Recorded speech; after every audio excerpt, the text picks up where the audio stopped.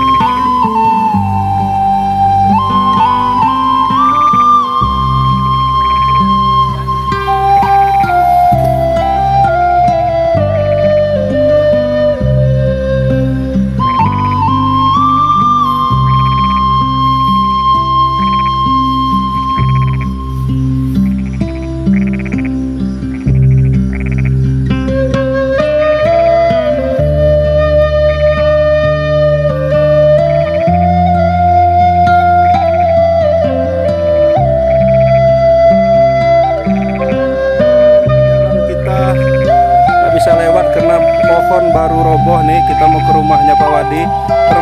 Terpaksa motornya harus diiringin.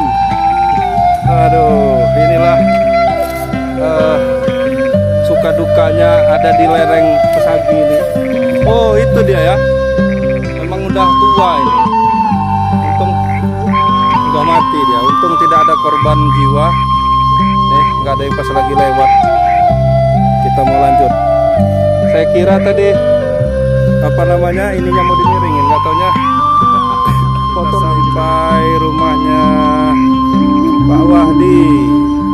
Ini dengan siapa ini namanya? Udah TK belum? Oh, baru mau TK. Nah, kita mampir dulu ke rumahnya Wahdi di kaki Pesagi. Posternya. Assalamualaikum. Wah, ada tendanya ini. Jangan lupa subscribe YouTube Eka Pendi Aspara ya guys.